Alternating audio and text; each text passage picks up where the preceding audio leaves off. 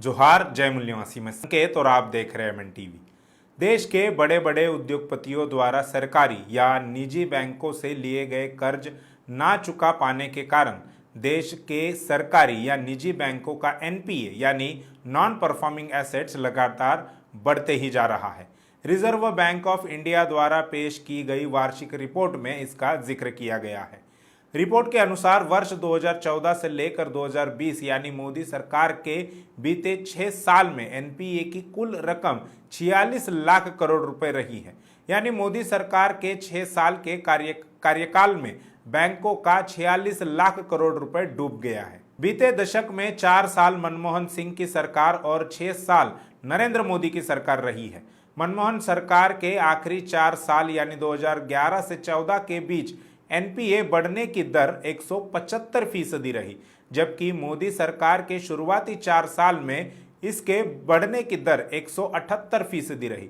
फीसदी में ज्यादा फर्क नहीं दिख रहा है, लेकिन यह तथ्य है कि मनमोहन सिंह की सरकार ने एनपीए को 2,64,000 करोड़ रुपए पर छोड़ दिया था और प्रधानमंत्री मोदी के राज में यह 9 लाख करोड़ रुपए तक पहुंच चुका है। यानी दोनों ही सरकारों ने एनपीए को बढ़ाकर सरकारी या निजी बैंकों को डुबाने का ही काम किया है, लेकिन इस मामले में मोदी सरकार की तेजी बहुत ज्यादा है।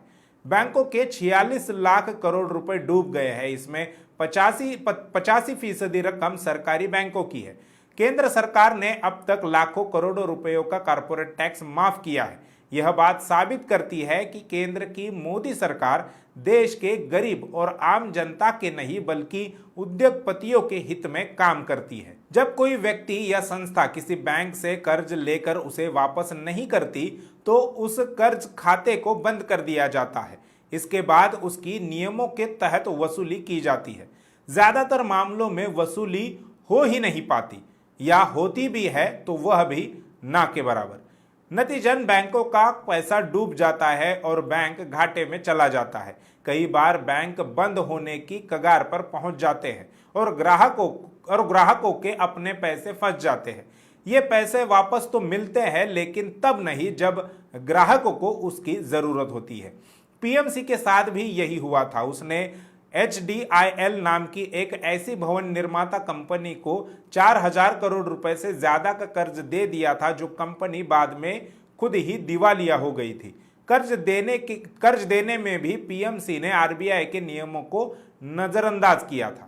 वर्ष 2020 में बैंकों की जितनी रकम डूबी उसमें 88% रकम सरकारी बैंकों की थी। जब सरकारी बैंक डूब जाते हैं तो सरकार या आरबीआई उनके मदद के लिए सामने आते हैं, जिससे सरकारी बैंक अपने ग्राहकों को पैसा लौटा सके।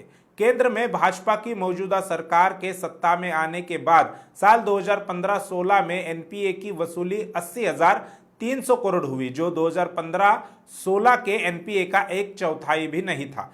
इसके एक साल बाद वसूली थोड़ी बढ़ा दी गई, लेकिन 2019-20 में यह फिर भी घट गई। वर्ष 2010-11 से लेकर 2013-14 के बीच 4 साल में मनमोहन सरकार में 44,500 करोड़ रुपए का कर्ज माफ हुआ। नरेंद्र मोदी के सत्ता में आने के बाद पहले ही साल यानी अकेले 2014-15 में 60,000 करोड़ रुपए का कर्ज माफ कर दिया गया।